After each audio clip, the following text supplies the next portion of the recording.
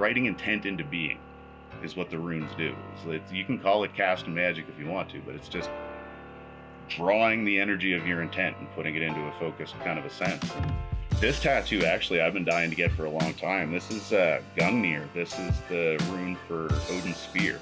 So back in the day, people would carve this into their weapon before they went into the battle. And they'd hold their weapon up and they'd claim this victory for Odin and they'd go about their business.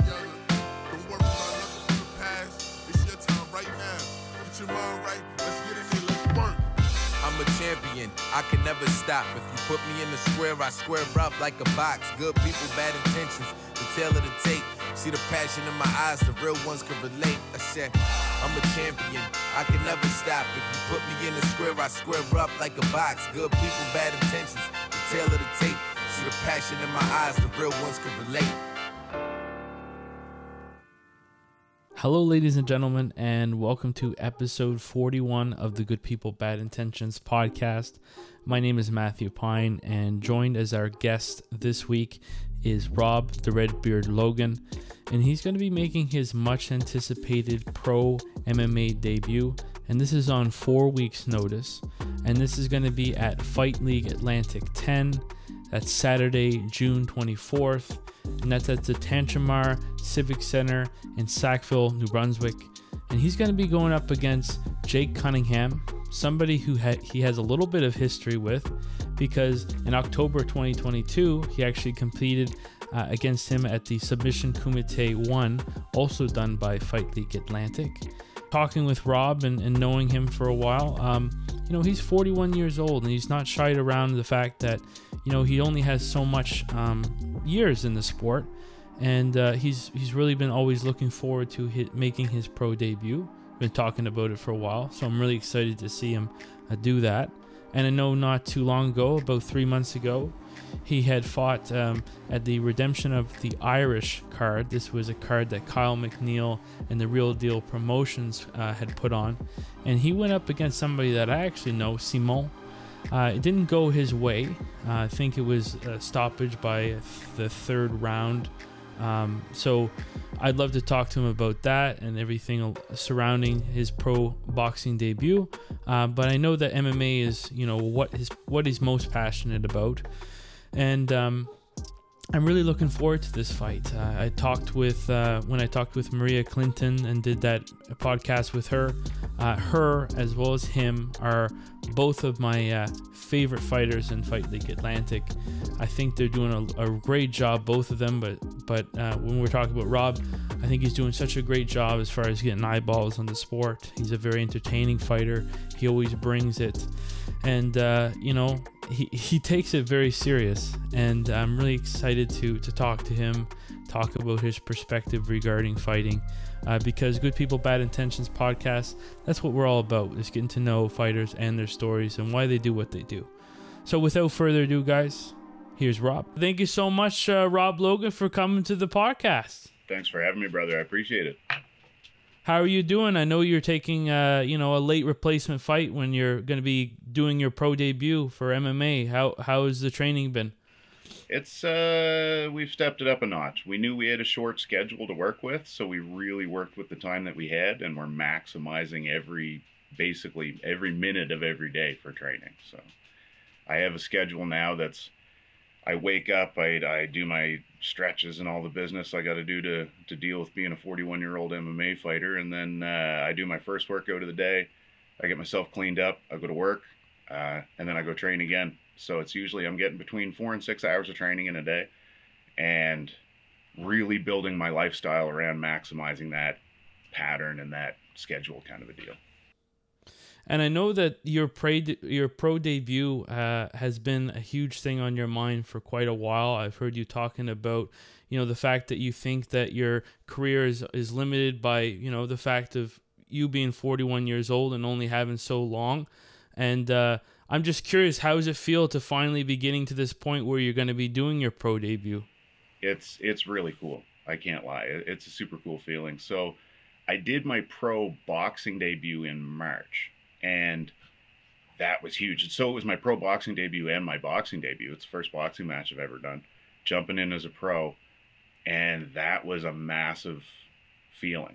Like it's one of those things. Like I've grown up watching fight sports my entire life, and amateur MMA. Well, I don't think there's as huge of a gap in the skill set between the amateur and pro MMA these days as people might kind of think by the name amateur. Just the vibe of being a professional athlete, especially at 40 years old, is kind of cool. You know what I mean? So it's, I don't know. I see the whole thing a little bit differently now. It's made me view the process a little bit differently now too, because any day I can be given one of the most dangerous guys, you know, in the game, either on their way up or on their way down, or no matter what's what. Like a couple fights ago, I was given a couple different names, and one of them, this guy was undefeated. Looks like he's on his way to doing some pretty big things, and it's like, am I going to be the fella to step in and be in his way? You know what I mean? That's the options that I'm looking at now. So I really had to look at my training schedule, my supplementation, health, diet, lifestyle. All of it had to be adjusted, kind of a deal.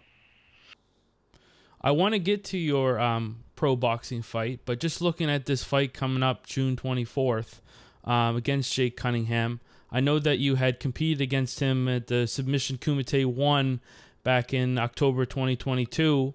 Can you kind of talk about what that was like going against him in a grappling event? Yeah, I think ideally we were supposed to be using the grappling match as a build-up to an MMA fight that never ended up happening. He got shuffled into a title fight with Noseworthy, and then he busted his leg, and he was out for a good while. But yeah, so it was kind of a pit stop in an MMA camp. This whole time period was, we're going to fight Jake. This is what we're up to. This is the game plan. We did the grappling kumite. He had a game plan that really stalled out what I was up to. And it was a submission only situation. I mean, FLA, I think, is calling it a draw now. At the time, he got his hand raised through a advantage, I think is what it was called. Not even a point, just he had done a couple things that worked out better in his end, basically avoiding my takedowns at the end of both of the rounds than I had done. So I was frustrated leaving that situation, and then finding out that he had taken another fight that wasn't with me at FLA2, which was what I thought this whole thing was leading up to. I got a bit of a chip on my shoulder for this guy. And then I've heard from 1,000,001 sources over the last couple of years, because this is something that started with me and him about 3 years ago when I first started MMA.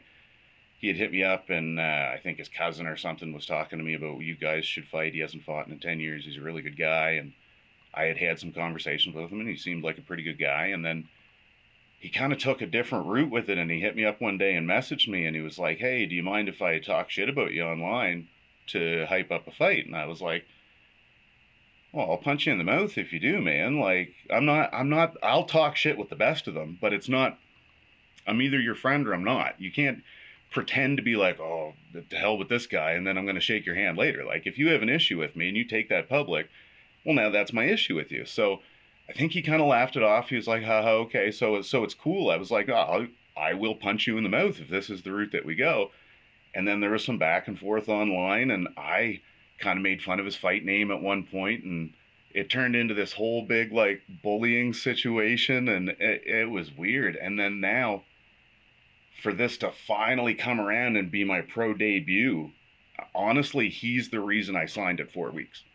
If it was literally anybody else, unless, you know, Francis Ngannou wanted to pay me that $2 million, we'll see what's up. I could use the money. But any other name, I would have said, no, I want at least until, you know, July or August for me to do a full camp. I want to come out into pro right. But the personal attachment that I have to wanting to hit this guy in the mouth after 3 years of just dying to do it, and I think the storyline's good, and I've kind of been in camp for this guy for years. You know what I mean? It's not like, oh, brand new guy, we got to figure out what he does. I knew what he was up to before. I know where he trains. We get his style, and I don't know. I don't think the camp feels as short to me as 4 weeks. It kind of feels like 3 years and 4 weeks. But I was watching the FLA Exposure podcast you had done. I think it was ahead of Submission Kumite 1. And it was you, it was him, it was Justin McKenzie, I believe. Yes, sir. And, of course, Kat Clark was talking. And I saw towards the end, you know, the whole subject of him wanting to compete against you, and specifically because he thought that you brought the game. But I could tell from the way that you both were talking and whatnot that there was something kind of there. So would you say like there has been more than just what that episode showed, that there's been more things that have evolved throughout the years? Oh yeah. Yeah, for sure. Okay. There was a lot more going on at that point, but the problem was I had kind of I was getting the feel for what I could and couldn't say in a public setting while representing other people like sponsors and gyms and coaches and teammates. And I said a few things right off the get that were a little spicy, I think, and people were like, you got to cool your jets. So everybody expected me to just come onto that podcast and talk shit. They thought I was going to go right at them. You're this, you're that. Let's do this, blah, blah, blah. Because we'd had a few semi-public interactions where it ended up like that. And my whole thing was I need to go through this and be professional. This is FLA's a nice crew. I'm not going to mess up their broadcast. And I didn't want to get in trouble, to be honest. Like there was a lot of people kind of watching from the sidelines that I didn't want to say too much and kind of spark something with their reputation or the different gyms and stuff like that. So there was heavy feelings from me during that interview, and I know there was from him too. My biggest issue with the guy is he's a phony. Like he presents as this super nice, jolly, helpful, super dude, and I know a lot of people that are like, oh, he's the nicest guy I ever met, and then I know 15 people plus me who are like, he's one of the biggest snakes we've ever met in our life, because he'll talk to you and be like, oh yeah, things are great, blah, blah, blah. And then he'll secretly talk to somebody else and be like, blah, blah, blah, and say how he really feels. And there's a pretty big gulf between the way he acts privately and the way he acts publicly. And it may not rub a lot of people the wrong way, but for me, being an honest individual is a huge part of my entire moral code. Like if I talk about you, I'll talk to you. That's the way I work. If you've heard something that you think I said, ask me and I'll come say it to you. I'm not this guy that's like, well, I'll play The Rock on TV and then it'll be Dwayne Johnson at home. I can't be that guy. I'm Rob. When you're talking about me in the fight sense, you're talking about me in the home sense or in the work sense. I'm still the same guy everywhere. So I don't appreciate that flip-flop vibe that guy gives me, kind of a deal. So if I'm understanding correctly, because I've watched, you know, your fights and whatnot, very entertaining fighter, of course. I love your fights, but it seems like you take the fight very serious when you're there in the moment, and you know you're there in the moment. But you know, I see you walking out, you're hitting yourself with the face, you're getting yourself on, you know. So is it fair that maybe he's kind of coming from like more of a promotional sense for the fight, and you're more living and breathing the fight itself? Is that maybe a fair way to compare your two approaches? That's super accurate. Super accurate. And I may even respect the way he was going about things if he did it with somebody else. But with me, I take this so seriously, it's not even funny. When I walk in there and I tell people I'm life or death when I fight. And I've had a couple fights that went to a decision. I don't think they're done. If one of us isn't choked out or tapped out or knocked out or something, I still don't think it's done. I feel like myself when I'm in that cage. I feel as soon as my walkout tune starts, like I'm licensed to just beat some asses. Like my glasses are off. Once that happens, everything's on. Like I can't see past the end of my hand. So it's like, if you're that guy, you're getting it, kind of a deal. And I always tell people, like, as long as the ref keeps his shirt on, we're okay. But if there's two guys in there with no shirts on, this is going to turn into a brawl. I take the fights as seriously as I take being a father or being a son or a brother or a human being. Like it's a part of me. I don't take that off when I come home. I don't put it on when I leave the house, and I certainly don't put it on when I'm talking to a camera or when I'm talking to a promotion or something like that. I've heard in some interviews that there was some discussion of getting into some scraps before getting into MMA and even having an amateur boxing background. Is that where it kind of comes from, or? Man, honestly, if you want to get into it, we've had a lot of talks. Like if you hang out with fighters all the time, you start breaking down the meta of like why we do what we do. And a lot of us have come from backgrounds that weren't necessarily, I don't know, the easiest backgrounds to deal with without taking on a bit of a combative nature yourself, kind of a deal. And I've always been that guy. Like, I legit have wanted to be a Ninja Turtle since I was 5 years old. Like, I grew up with that stuff. And it was like, that was the most badass thing I've ever seen in my life. And then I start getting into confrontations at school. And then I started getting into fist fights with people when I was about grade 6 was the first time I broke my hand in a fist fight. It was the summer before grade 7. And it just took off after that. It became my identity. And it was definitely detrimental to me at that point in time. And it was one of those things everybody's like, you're going to be nobody, man. You can't just be fighting people and running your mouth all the time and stuff. And oddly enough, it's worked out pretty well for me now. Like, it's come full circle and whatnot. But no, I used to get in fights quite a bit. It was kind of my way to, I don't know, let off steam. I've always felt more like myself when I'm in that Zen state. I got into skateboarding a little bit, but I wasn't that great at it. But there was moments of that Zen state that I'd kind of grasp, and I played bass, and I used to play drums a bit, and there'd be moments of flow state in music. But fighting, man, the moment you walk in there, it's flow state, moment to the end. If you start thinking about what's going on, you're gonna fall hard. You know what I mean? You need to be in the moment, and it's, I don't know, out of my entire life, the only time I've ever felt actually in the moment and calm was when somebody's trying to take my head off and I need to do something about it. For better or worse.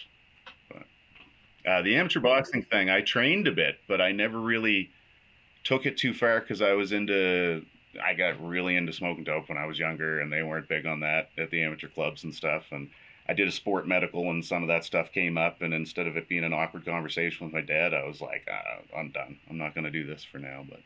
But fighting continued the whole time, kind of deal. That's interesting what you said about the marijuana because of it being now legalized. Like, I wonder if that whole atmosphere would have been different if it were to have gone through now, you know, because I know CBD 100%. and that type of stuff is a huge part of now athlete recovery. And, you know, I also wondered to myself, what about all the cops that, you know, weren't able to get and become cops? Like, would they have become military cops now? People, you know, that got in trouble with the military that could have been the best, you know, soldiers we ever had. They could be leading our forces right now. And they smoked a joint when they were in high school, so it didn't work out for them. I honestly believe things have a way of working out the way, not necessarily that they're supposed to, but the way you've built them up to work out. And I don't believe a fight career was good for me at that point. I think the best case scenario for me was getting the anger out, becoming a dad, getting in as many fights as I did, where it just got to the point where, like, I'm not looking for it anymore. Now I can use it as an expression of myself without getting in trouble or seriously injuring somebody or losing my job over it or losing my glasses over it, which used to be a big deal. But it's, I don't know, I've turned it from a lot more of a negative outlet into probably the most positive outlet in my life right now. So is it fair to say you were talking about the flow state and, you know, how when you're fighting, you get into that? Do you kind of wish that you had got into it earlier in your life because of the fact that this is giving you so much, you know, benefit to your health? I do, but I still don't. I think, number one, I would have ruined it. I think when I was younger, I had a terrible temper.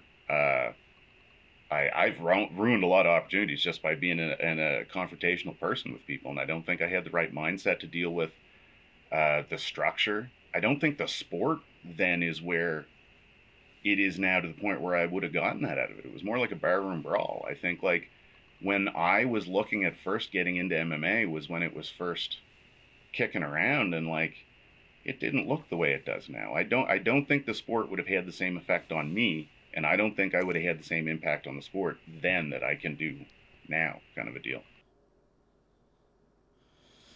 And I wanted to just say too, that when you were talking about not wearing your glasses, I mean, I wear glasses too, and you know, I was just joking actually yesterday with somebody. I was like, well, I'll do all right fighting without glasses unless my opponent has one of those shirts where it has the letter chart where you got to read what letter it is. Like, you know, can you read the bottom line there? I probably wouldn't be able to read their shirt, but you can. No, it's kind of funny because I teach a kickboxing class, and one of the things a lot of students will ask me is, "What are you looking at when we're moving around? Because you're not looking me in the eyes, and you're not focusing on anything." I was like, I kind of have an advantage there where I can't really look at too much. So I'm doing a magic eye test the whole time. I just look at center mass on your chest. I can see everything around me, and eventually a sailboat's going to pop out of there, I figure. But I just zone out. I can't really focus on anything with the glasses off, or I'll get all confused and lost. So, same as time management. People are like, "Oh, do you ever watch the clock?" When I can't see the clock. I have no idea what's going on.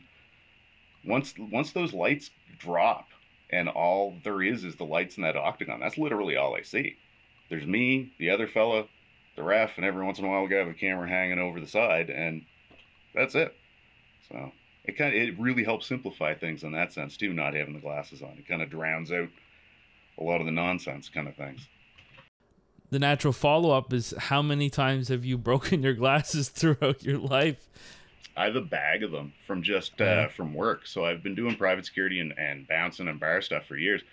I have a giant Ziploc bag full of glasses pieces, just split lenses and broken arms. And I used to be known for having these crooked, wired together, taped up glasses because they just got too expensive. So like, I remember there was one, I got brand new glasses, the whole 2 buy 1 get 1 free deal.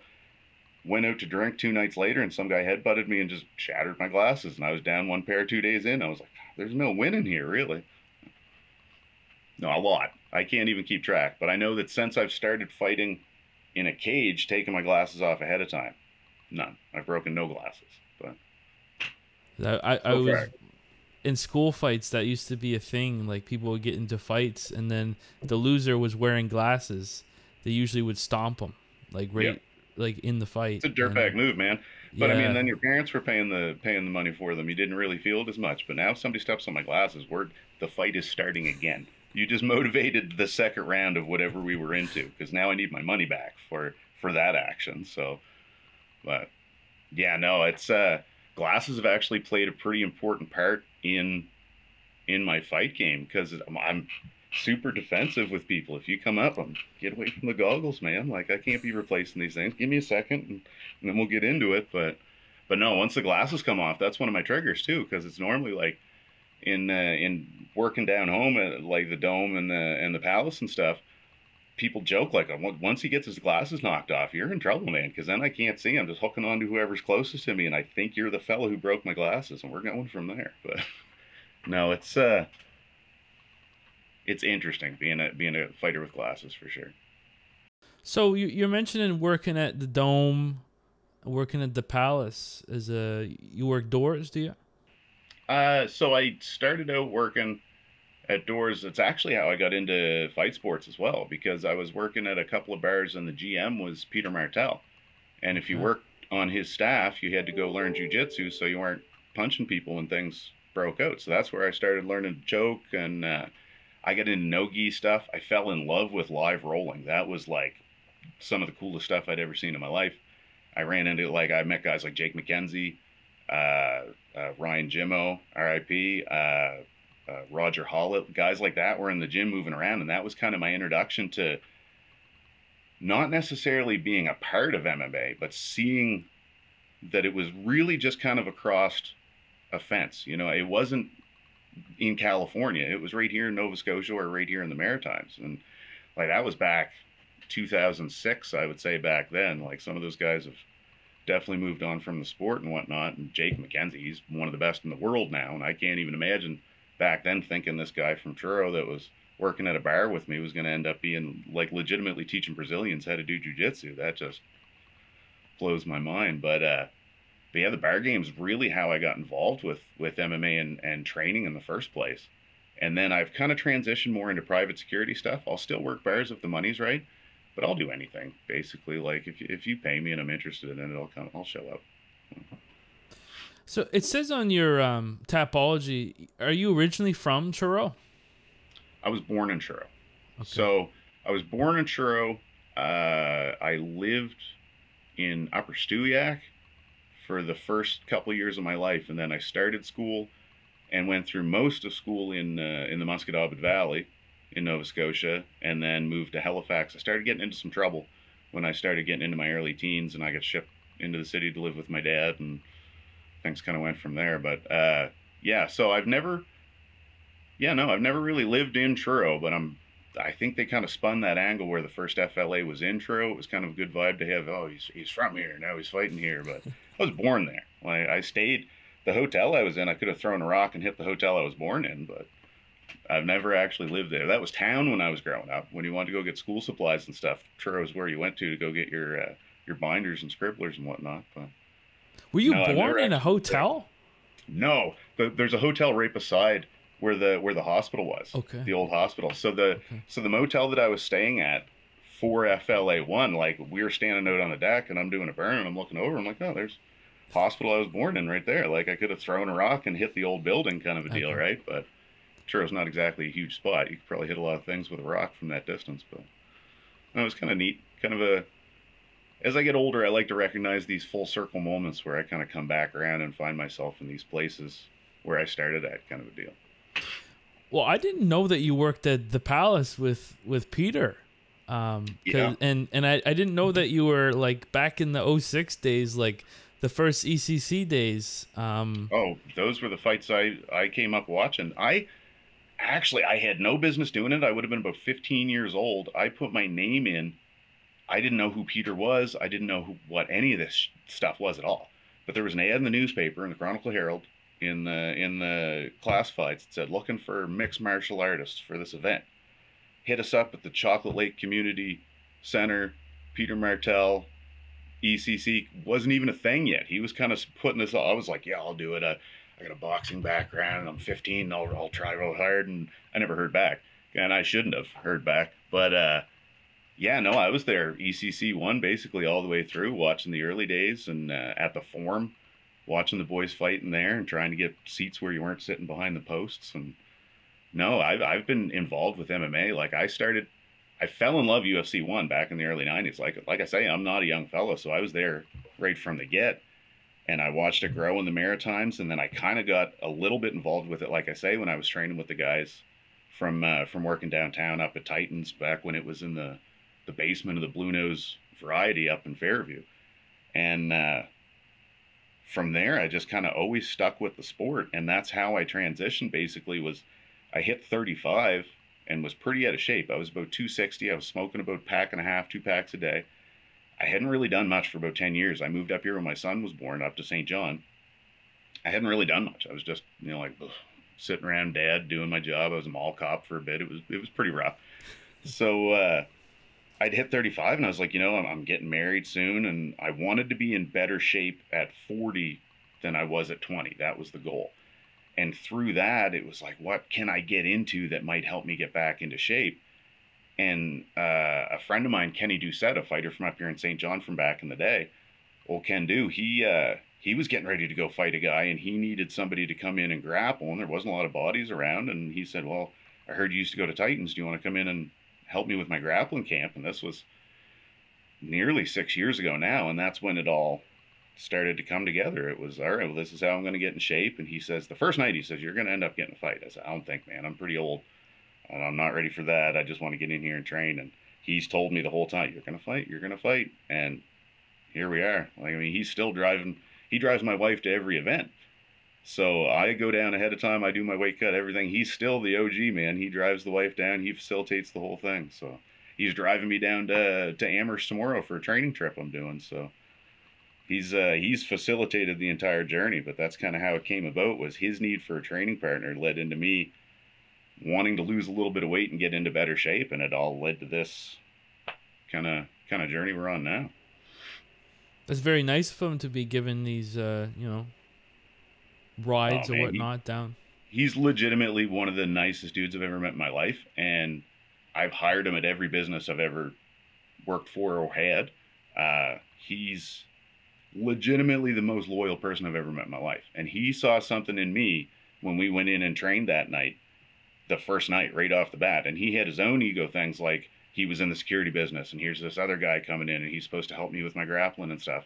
And he instantly was like, you're going to fight. We're going to make sure this happens. And he's done literally everything that he could. He drove me to Moncton for my MRI a couple weeks ago, because I got to get MRIs now because I'm an old man. So it's like, this dude is legitimately as much a part of my camp as any trainer or coach ever has been. So yeah, I think it's important to have those people that can see things that even yourself can't see, because I think sometimes it's easy to look in the mirror and really not know fully like what's going on. But if you can have somebody that can reinforce and show you and build your confidence and things like that, I think confidence is a huge thing.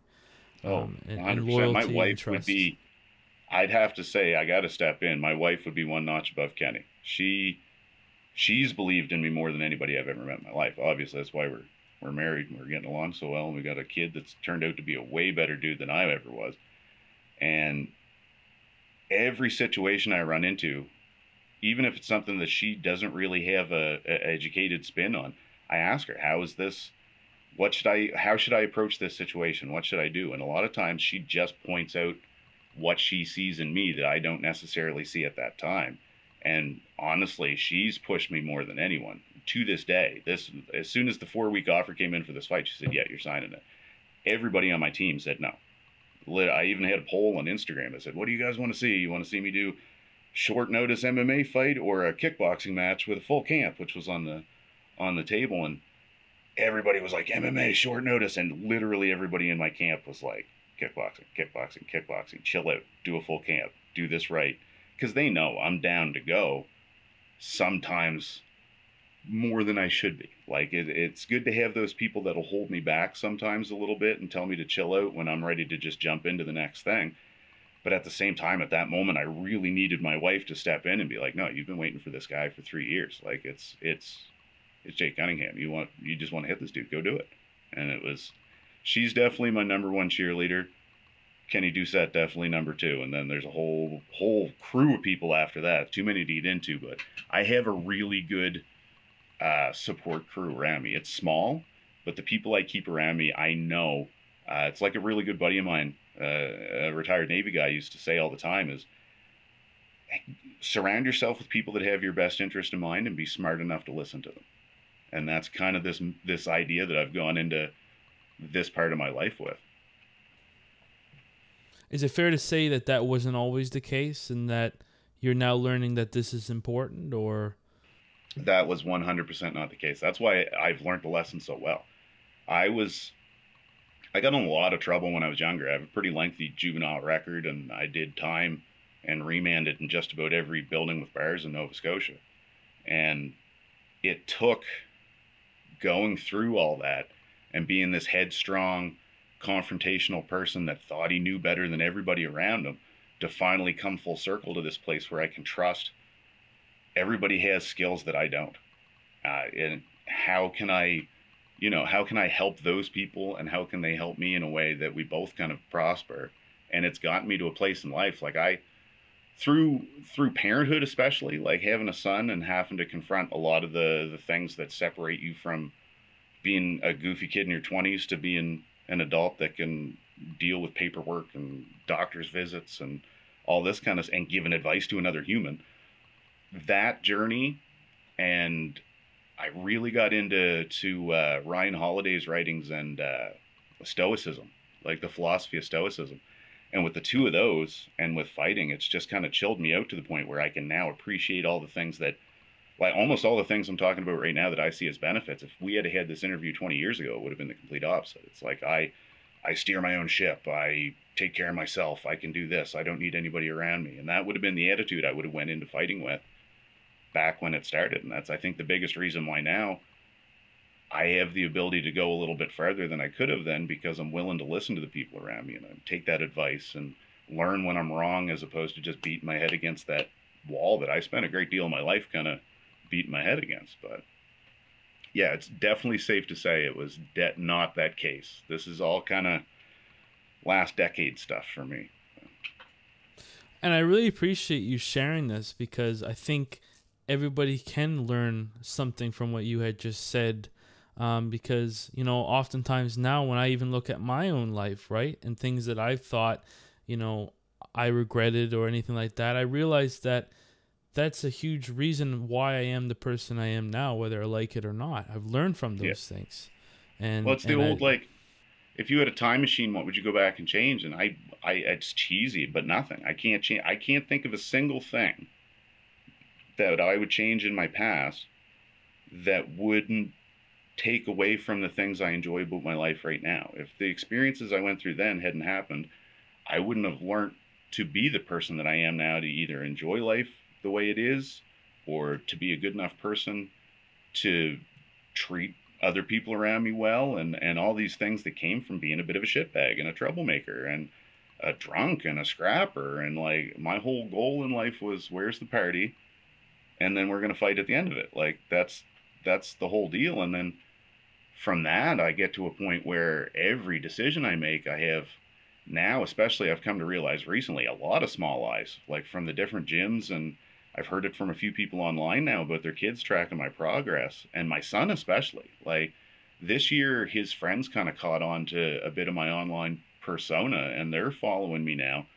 And every day I'm reminded I have to watch the things I do and say. Like, if I'm having a bad day and I feel a certain way about somebody, maybe I don't need to express that, because then anybody that's watching me goes, well, maybe that's what I need to do to kind of make something happen in my life. And it's like,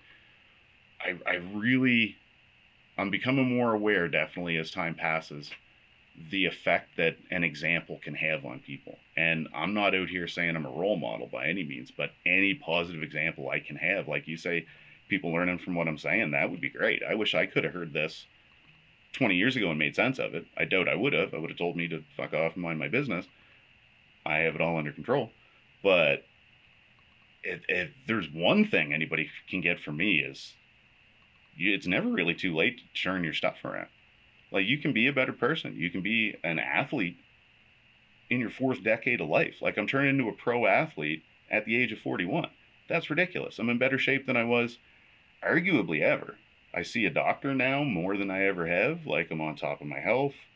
And this is something I've heard from a lot of people in my peer group from growing up, is you make a lot of us old guys feel like we can still do stuff. And it's like, man, you're not old yet. And what is old anymore? Like, I see these dudes now that are like 75 and they're jacked, and I can't hold nothing to them. What's old? Old's a mindset. You know what I mean? There's certain limitations people run into. I'm not age shaming or ability shaming or anything like that. But I think a lot of it is just deciding, like, oh, I'm done. You know what I mean? I can't better myself, because I see people 10 years younger than me. I wish I had the time to go to the gym. I wish I had the drive you do. The drive I do, you have no idea how hard it is for me to drag my old ass out of bed some mornings after I just had a pack of 20-year-olds booting me in the head and throwing me around and dumping me on the ground for 3-4 hours the next day. Oh, it must be nice to have the time and the energy to do that, man. I don't. Nobody does. Just go out and do it, and you'll find the time. You'll find the energy. You'll find a way, and your life will get better. You'll have to eat better if you want to show up and train. You'll get into supplements if you want to get the muscle built. If you're smoking cigarettes, man, come do kickboxing. You'll get rid of that pretty quick. And I think it improves your life. Anything like that, and it helps improve your life. Going back, I'm kind of rambling at this point. I apologize. No, not at all. But going back to your relationship with your son, and the fact that him and some of his friends are kind of catching on to the online persona. Like, what has that been like?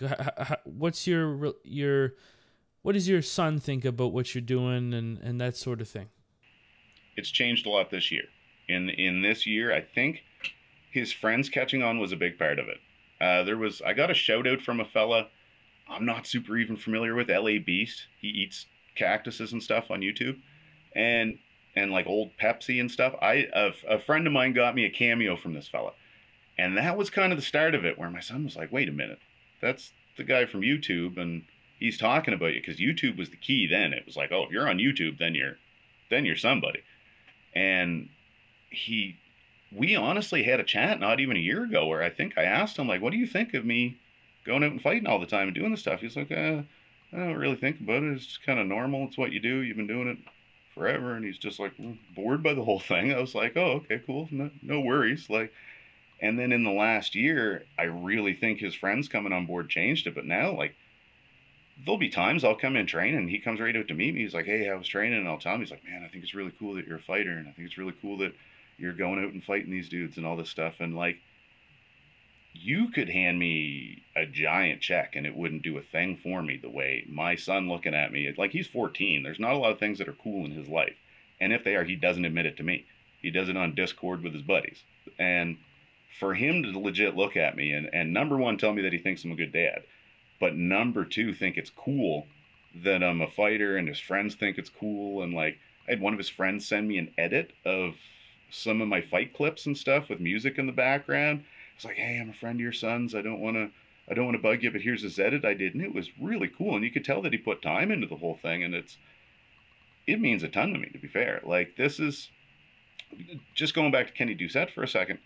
His whole reason for fighting, like from day one all the way through till the end, and he would fight next week if you threw him a contract, is he wanted, when his son Googled his name, for something to come up. And he's happy with that. He didn't need to be the champion of the world. He didn't need to be the world beater. He fought a lot of super legit guys. Not all of them went his way. He didn't necessarily always put his most into training and preparing for stuff, but he set out to leave a mark that his son could look at and appreciate. And he does. His son thinks it's cool that he was a fighter, and he'll Google and show his friends. And I relate with that so much, it's not even funny. Like, leaving a mark on the sport, yeah, that'd be super neat. I doubt it's going to happen. Leaving a mark on my son to let him know that, like, at any point in his life, he can just decide to do something and go do it, that is super important to me. And if a couple of his friends get the same vibes, that's cool too, but they're not my kids, so won't worry about them next. Yeah, I think that's great that you're, not only that your son is appreciating everything, but you've also grown it a lot, and I imagine you have a lot of knowledge to pass on to him about, the coming full circle and that type of thing. That's really great that you have that. And I wanted to kind of go back to the whole concept of going full circle, because I know that you had won a amateur title at the Atlantic Combat Sports 2 against Fabian Ixkis. Your guess is as good as mine, bro. Okay. But I saw Peter Martell putting that strap around your waist. So was that kind of a moment for you too? Like just going full circle and everything like that? That's like, if you cast this whole thing as a hallmark moment, that's one of those, like, and here we go. That's where we tie things back to that Chekhov's gun at the start of the show. Like, you know what I mean? Like, oh, Rob trained at this basement gym, and like, I was convinced Peter hated me. And I even asked him. He put that belt around my waist, and I don't know if you can see it on the YouTube, but I leaned in. I was like, do you remember me?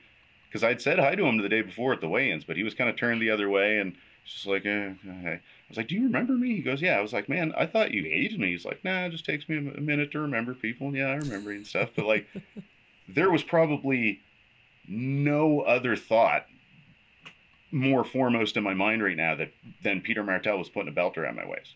That it was super cool. It was where I started watching local MMA. And to be fair, like, I had my heart set on that FLA belt that Noseworthy had. Mm-hmm. And this ACS belt came along, and it almost felt like a bigger deal. Because Halifax, I consider my home. I grew up Halifax County pretty much my entire life, in and around the city and outside and whatnot. But Halifax is my home. Like, if you ask me where I feel at home at, it's the city of Halifax. And if you say, where would, like, the seed of this combat sports journey have started, it was Halifax. It was with Peter Martell shows. It was some of the guys I shook hands with at that event were guys that were killing it back when I was first buying tickets to sit at the Forum and get the shitty seats, and hopefully you could see what was going on, and nobody knew what the hell was happening. And as soon as ground and pound started, people were tapping out. Like, this was, it meant a lot. It legit meant a lot to me for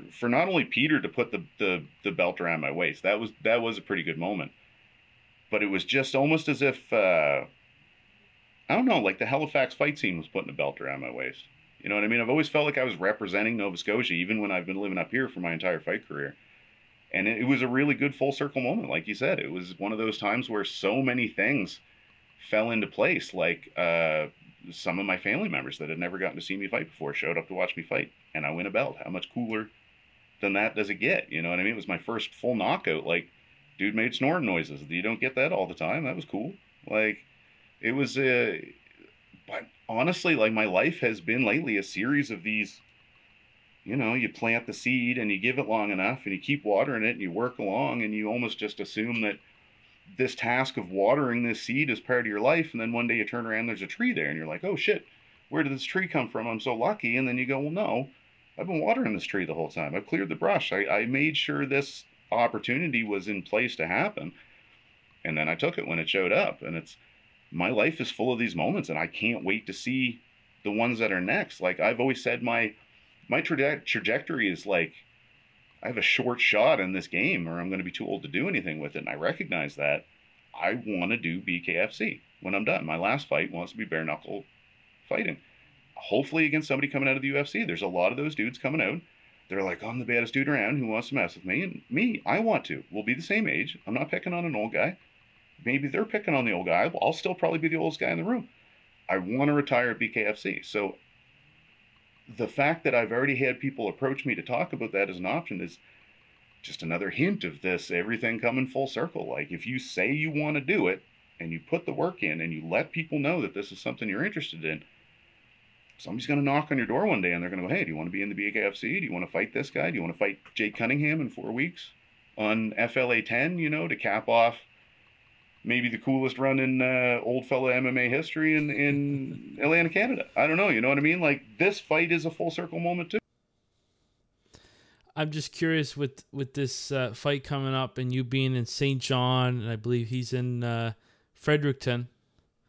What's your training been like at the gym, Loulier Martial Arts Academy? So we're far enough away from each other that things are pretty separate. And in New Brunswick,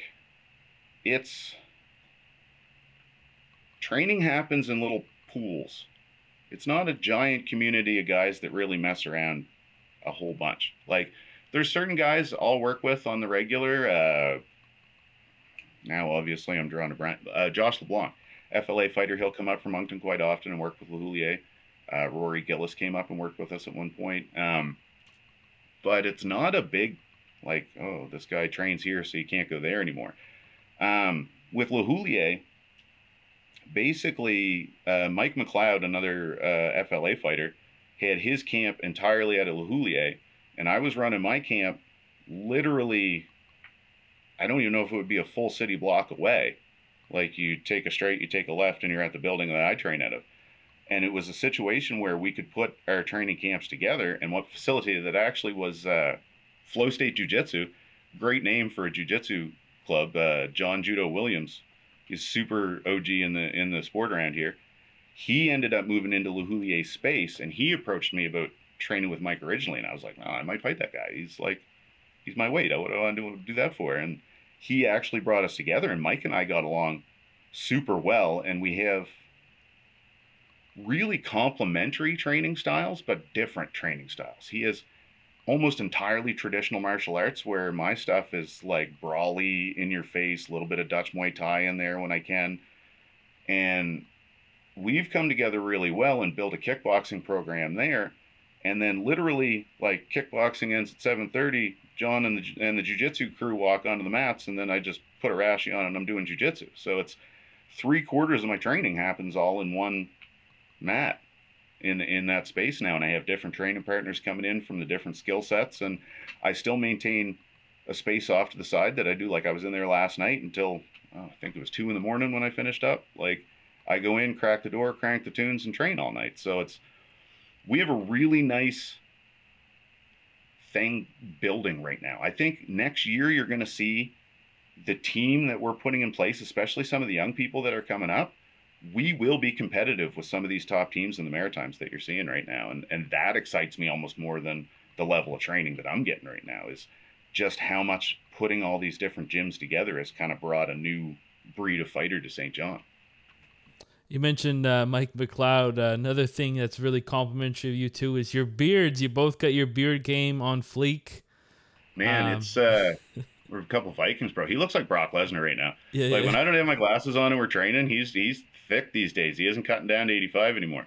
And he just had a new baby a couple months ago, so he's been kind of taking more time as a dad, and that bulks him up a little bit more than rolling all the time. So I'm rolling. I'm like, Jesus Christ, you look like Brock Lesnar, buddy. You got the big red beard. And it's funny because the first time we met ever was FLA 3, the night I fought Owen Warren, and he fought Fabian Ixis. Okay. And I choked out Owen, and I got in the car. We went to get something to eat. I went home. He went out to drink and got hammed. Everybody coming up going, man, that was an awesome guillotine. Here's a beer. That was an awesome guillotine. Let me buy you a drink. And he was just going, yeah, thanks. Cool. Right on. So I got him drunk. So the next time I saw him, he goes, I got to thank you. You got me hammered after the fight. So I was like, I don't think I did. I wasn't even there. I went home. He's like, no, man. Everybody kept thinking because of the beard, they thought I was you, and they kept buying me all these drinks. I was like, well, at least I provided a service kind of a thing. And it's, we don't plan the beards, but man, they look good. It's just a natural vibe. It comes out. You start beating the hell out of somebody, and you can only hit the beard so many times before you go, man, I might want one of those. Like, gives you that extra inch of like the Matador's cape kind of a deal. Yes, I was thinking keep about your chin that. out of the way. You mentioned Viking, and you got like a runic tattoo on your hand. I really like it. Any connection? So my people, to the best of my knowledge, I'm 3/4 Scottish, I'm a quarter French Huguenot, and then like 1/16 Irish, because we got kicked out of Scotland. We kind of hung out in Ireland for a little bit, and then we got kicked out of Ireland, and we came over here. But my Scottish Highland connection, we came into contact with, they like to summer, I guess would be the best way to put it in other areas. And they'd come over to Scotland and they'd summer with our people, and that ended up getting mixed into the bloodline. So I have a really strong Highland with Norse leading background kind of a deal. And people have always put on the Viking thing on me for years, and I'm like, man, I'm a Highlander, and everybody's like, yeah, whatever, man. Like, they think of Christopher Lambert in the Highlander movie. They're like, they don't get how badass Highlanders were. And I'm like, come on, bro. Like, we were the Vikings of the hills, man. Like, we used to fight the Vikings. But no, I've come to kind of embrace the Viking side of things, even through just a lot of the culture that ended up coming to Scotland and England and areas like that from the Nordic areas, and the giant reach that they had. Like, they put us in touch with the Mediterranean, and the Vikings are the reason that we had Damascus steel in northern Scotland. You know what I mean? Like, they've had an impact on all of us. And I got into runes years ago. That was something I really thought was neat, and I really just vibe with it. I have a couple other ones scattered around me, and I've designed a few different. My wife's got a really cool one on her back that I designed, and the runes have a really good meaning with me, because it's almost it's writing intent into being is what the runes do. You can call it cast and magic if you want to, but it's just drawing the energy of your intent and putting it into a focused kind of a sense. And this tattoo, actually, I've been dying to get for a long time. This is Gungnir. This is the rune for Odin's spear. So back in the day, people would carve this into their weapon before they went into the battle, and they'd hold their weapon up and they'd claim this victory for Odin, and they'd go about their business. And that's the design for this. Is my guy just basically scratched it in as if I was scratching my weapon. And it's something I've drawn on my wraps and on my hand tape when I'm training, and for years. And it needed to be there. And it was the first time I've ever gotten a tattoo. And it was weird, because it's the first time I've got a hand thing done at all. Like, it took no time to get used to it. It just felt like it was always supposed to be there, kind of a deal. And he's actually, Odin's Keep is the name of the shop. It's a sponsor of mine. I was supposed to be going in to get another piece done, until now I got to go fight Jake, but I got a Ninja Turtle piece I'm working on next, and we got some other stuff we're working on. But yeah, he really helped bring this this tattoo means a ton to me. And then we got the runes for Ruin, which is my walkout song. I feel a super connection to the song Ruin, the Lamb of God. That one, just when I hear it now, I'm just ready to fight people. I'll pop my glasses off, shirt comes off, let's do it. I don't care where we're at, grocery store, gym, we're doing it. And it's I don't know, I see tattoos as an expression of self, and I'm kind of glad I waited till I was a little bit older to start filling things in more, because I got some sillier ones when I was younger. And I think if I'd have had the means, I would have been covered in ridiculous tattoos by the time I was 25. So I'm glad now I can put a little bit more thought into the whole process, and especially with a sponsor, not having to pay giant amounts out the ass to get it done is kind of cool too. But I like the name of the shop, Odin's Keep. That's another full circle. I was looking for an Odin piece. So I've known this guy since I moved to St. John, like from working bars. I'd seen him around, and he was always a dude, like, we never really chatted much, but it was always a nod and a fist bump on the way by, and he was always super respectful and vice versa. And just different times through my life he'd popped up, and he ended up at the Jiu-Jitsu gym, MXT West, that I was training at one point, and like, I just couldn't shake this guy for my life. And I was looking to get a tattoo, and I just started following him on Instagram, and I saw some really cool line work that he had done. I was like, man, Odin's Keep, this is almost like Providence. So I hit him up. I was like, listen, here's a couple ideas of stuff that I want to work on. And he was more excited about it than I was. So it was another like full circle moment. Like, read the signs sometimes. If something feels like it might be the place for you to be, check it out. It might be the place for you to be, kind of a deal. By the way, not to delve too much off topic, but you did bring this up a few times. So just curiosity, favorite Ninja Turtle? It changed. Okay. So it used to be Michelangelo, because he was the party dude. That was pretty cool in the 90s. Raphael, now hands down. But I don't know how familiar with the modern storylines you are, but with the new, there's a new Last Ronin storyline. Mm-hmm. Back to Michelangelo. I'm a Michelangelo guy again, because it got real dark, real adult, and he was the dude. So was he the guy that actually was the? Because I didn't know who the Ronin actually ended up being, because I know the Ronin had, I think, all of the weapons, right? Was it Michelangelo? Yeah, and that was, like, spoiler warning, if there's anybody who hasn't read The Last Ronin, and there's a video game coming out for it soon, I think, too. It's an amazing storyline, and it happens in the future. And like, the basics of it is you just get this really dark, brooding individual. It's one of the turtles. You don't know who it is until the end, and they're just depressed, and they're bummed out, and hateful, and nothing but vengeance in their whole system. Everybody else is dead, Splinter, the rest of the turtles, and he's on this quest for vengeance. And then it's almost like when you reveal it's Michelangelo, the guy who was like always happy, he was always cheerful, he was always the party dude, just breaks your heart. You're like, dude, now he's like the most bummed dude I've ever met in my life, and he's on this, like, I don't care if I die, mission of vengeance kind of thing. It's a super cool storyline. I think anybody, and you don't even need to be a Ninja Turtle guy. Just check it out. Last Ronin is an amazing storyline. I've always been a huge Shredder fan, and I've always liked villains more than like main characters. You get a Shredder. I don't know how much reflection we're working with here, but I got. Oh, there we go. There's my little Shredder here. I got a Leonardo back there too. That and Jonathan Davis from Korn, but he's not really a Ninja Turtle. Well, you got, okay, this goes back to the tattoo. So you got a Korn tattoo. I do, yeah. Arm. You a big Korn fan? I sure was. So I will still listen to the first couple albums religiously. After that, we kind of parted ways. It was like a good relationship, and then it kind of went into different branches. So it's, sometimes I have to tell people, like, this tattoo I got when I was 15 years old. So you got to remember, that's like, what now? I don't even want to think about it. 20, 25 years ago? Something? No. 15 years ago? No. 25, something like that. Yep. I'm not good at math. I get hit in the head for a living. So I got this tattoo back in the 90s, basically, is the best way we'll put it. And I refuse to cover it up. I'm the type of person where once you make a decision, you kind of roll with it. And I went into a tattoo shop with my first tax return. I was 15. I had a summer job. I went in. I had this cool Korn sticker. I said, dude, hook me up with this. The sketchiest dude I've ever met in my entire life on Gottigen St. That I'd sailor something. I don't even know. It was a sketchy spot. And but he just ground it in. He had no idea. I was clearly 15 years old. I had another guy with me that looked 12. And he just grinds it in. Coolest thing that ever happened to me in my life. I walk across the street. There's a Chinese food place. I go in, buy a beer. Still no ID. Drink a beer with my fresh tattoo. First tax return. I'm telling you, brother. Top 10 days of my life still. And I recognize that. And I will not cover this. Because as much as I might feel like a bit of a nerd now as a 41-year-old with a Korn tattoo, and they've done some dubstep shit and all this other stuff, that day is still like, you can't top that for me. That was, if you have a day like that in your life, man, I'm all for it. You might as well get a tattoo to commemorate it.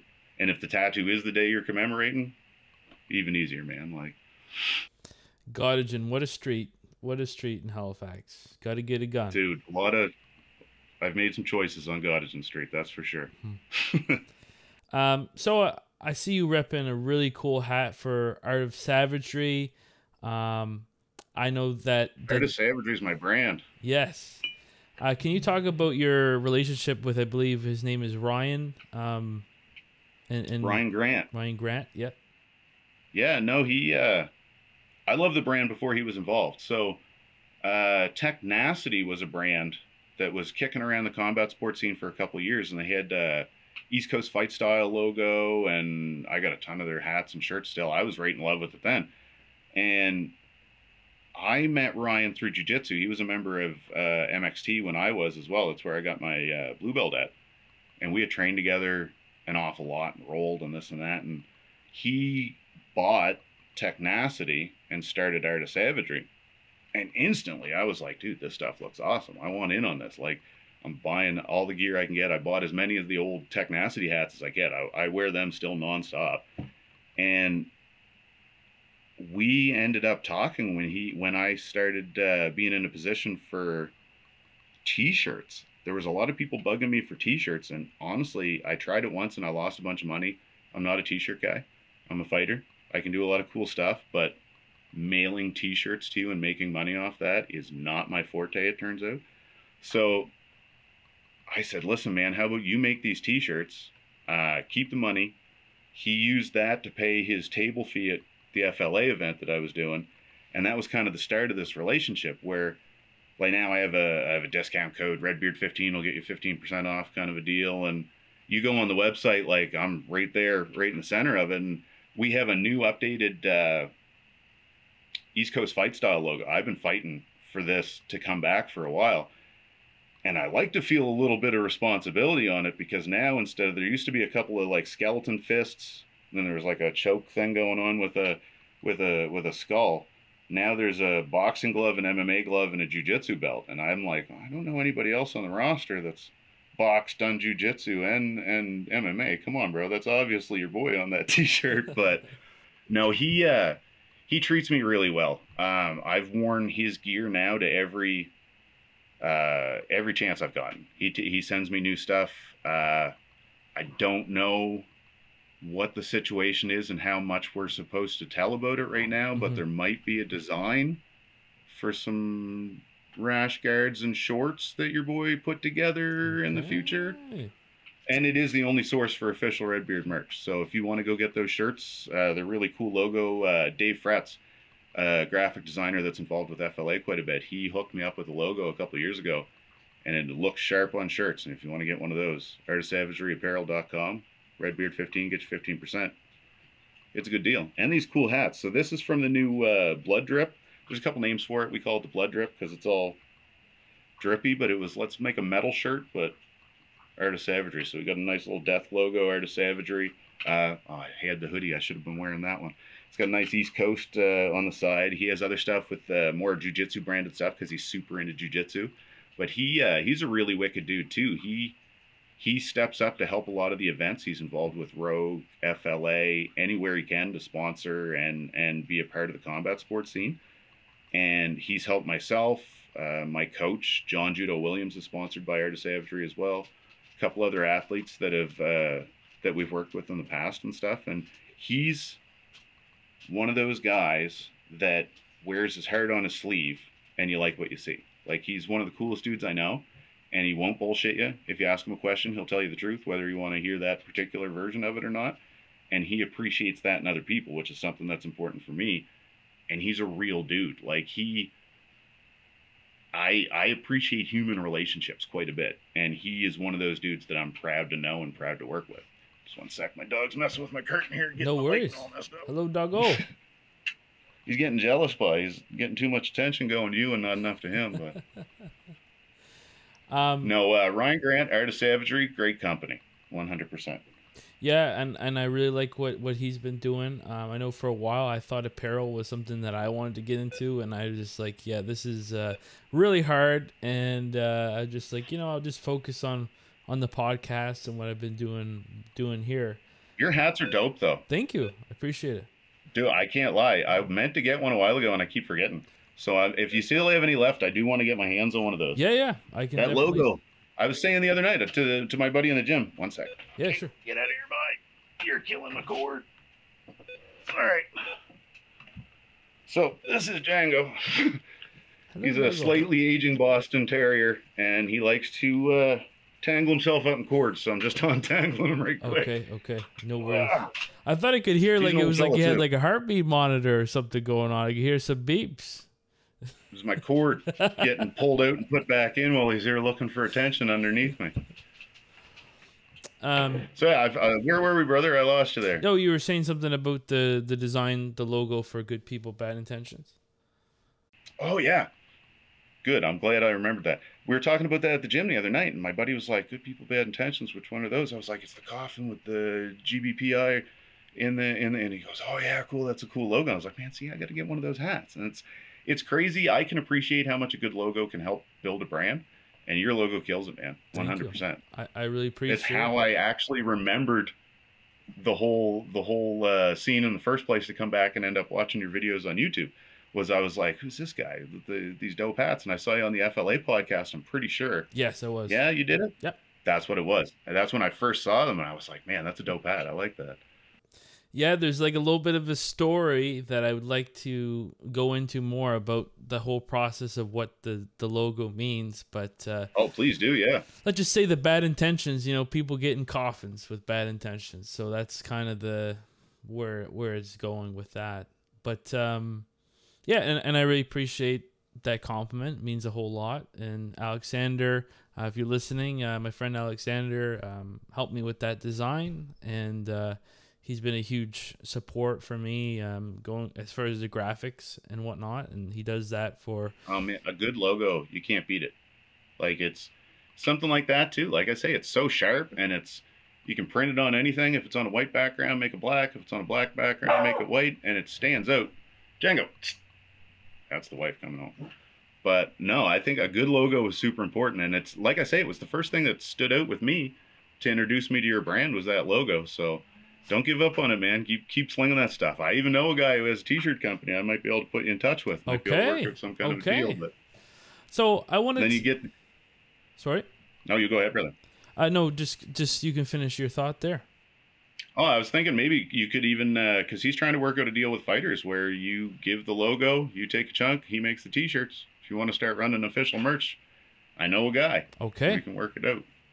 I'll have to get talking to you behind the scenes regarding that. So I kind of wanted to just at the end kind of talk about your upcoming fight. I know I've watched some tape of Jake. My assessment has been that he's quick to start the fight, and high volume pressure against the cage. What do you? Bully style.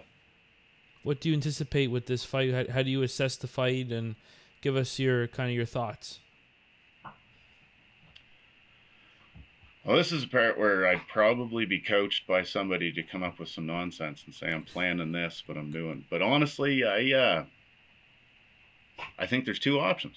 I think really he can blitz me, like he did with Fabian, or he can take his time and work his way into something in a smarter way. And I'm preparing for every possibility. I have every type of training partner you can think of that I'm working with. I'm traveling, like I say, I'm going away for the weekend to go work with the last guy that subbed him in a tournament.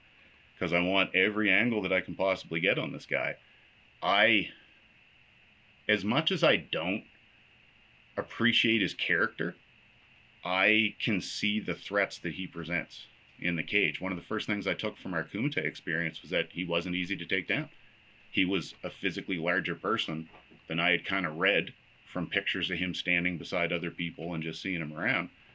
And it wasn't that it was like, oh my God, this guy's so huge. It was just one of those moments where you go, okay, he's a little bit bigger than I thought he was. And I couldn't walk right through him. I thought originally I hadn't heard of anything that he'd done jiu-jitsu wise. All I got to do is get a hold of him, and this is my match to lose. And it was my match to lose. So coming out of that, I recognized that he could be the most dangerous dude I've ever encountered.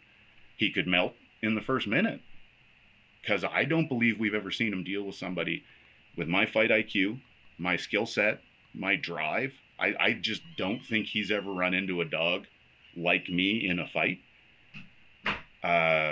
like, not to take away from the things he's accomplished, but as far as I know, like, the only fight he's been involved with in the last 10 years was fighting a guy I gave a concussion to like 30 days before that. And I honestly don't think Fabian was in any position to take that fight. I'm not alone to think that. I'm not his coach. It is what it is. But that quick of a turnaround from the way he lost at that ACS bout to then dealing with a guy that comes running in like a human wrecking ball, I don't think was the best course of action. And I, even from talking with him after the fight, I really just don't think that fight would have went that way if it was in a different time and place.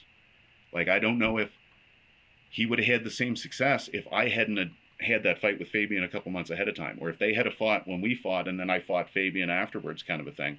I don't think he would have ran into the same fighter that he did. And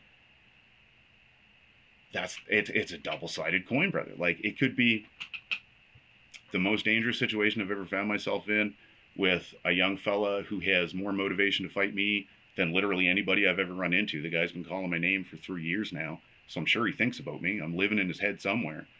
So when he trains, he's hitting that bag at some point thinking about me. When he goes to the gym or when he's laying on the couch and his leg doesn't work, he's going, fuck this Rob Logan guy, I'm coming to get him. So I gotta be cognizant of this situation. He could be the most dangerous dude I've ever fought.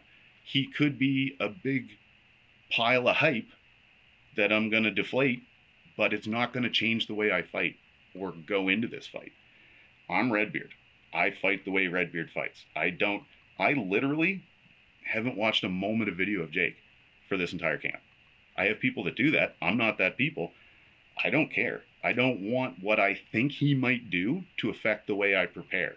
Or if I go into this thinking, oh, there's no way he's going to grapple with me. This guy could have been spending 8 hours a day for the last, couple weeks doing nothing but Imanari rolls, and he's going to come flying in here and do some Ryan Hall stuff on me. Or if I think, oh, he's going to wrestle with me, maybe he's going to come do some spinning back kick shit and blow my head right off my shoulders. Like, I can't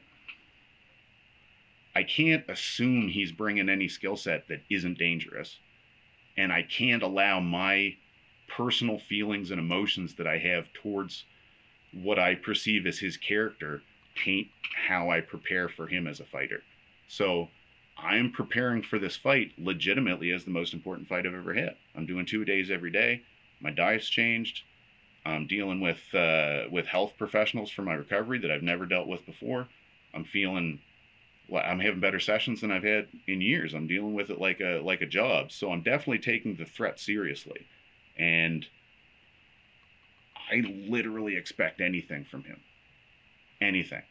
He could come out and shoot a fireball, bro, and I'm going to be ready for it. Like, I just need people to know that the guy you're used to seeing fight is going to that fight.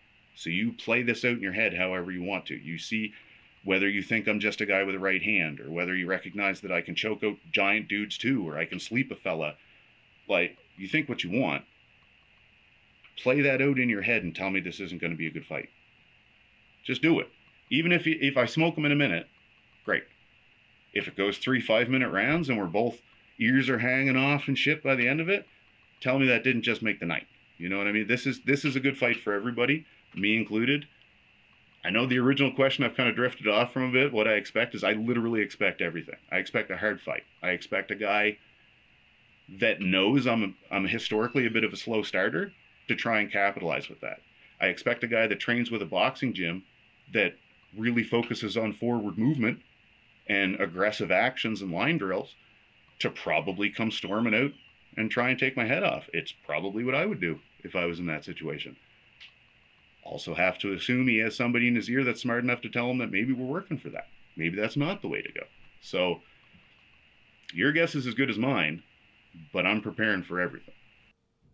I love the breakdown. You're talking about possible strategies and stuff, because I was even thinking some stuff that you were talking about. So it shows that you've put a lot of thought, you and your team, a lot of thought and preparation, despite it being a short notice fight. Because I know you said for 3 years you've been behind this guy, so it's a short notice fight.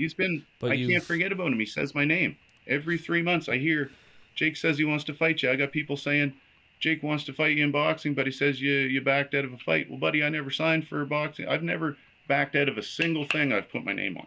I've signed every contract that has hit my email. That's a fact. I've never turned down a contract. The second that dude's name came up, I was ready. And it's not because I don't know who he is. I've known who he was. I have an opinion on who he is and what I can do to deflate some of that image that he's built about his fighting style. I'm getting a little fired up right now, but I legit don't like the guy. I'm not going to lie. I don't like his vibe, but I have to be aware he could be a dangerous person to me, especially seeing as he's been in a fight camp for however long. I know he puts a ton of effort into his fight camps. I know he's using health professionals that can give really good advice. He's got a nutritionalist that's top tier. He's clearly done a lot with his physique and his training and his weight loss journey over the last couple of years. So he has the capability of being dangerous. He has that capability. But, and this is, I'm going to go, we'll go Ninja Turtles on you again. I literally see Jake like Krang. He's got this big, dumb robot body and this sour little brain. I'm fighting the sour little brain. I'm fighting Krang, not the big whatever his big robot body was called. And if I let him express his game on me, I think I'm going to be in trouble. But if I back him into a position where I don't think he's ready to deal with somebody who takes fighting as seriously as I do, I think that's where I come out on top. I think if we get into a position, like I say, we get into a professional MMA fight, I think I come out on top. I have more fight in me at the age of 41 than this guy does after fantasizing about fighting me for 3 years straight.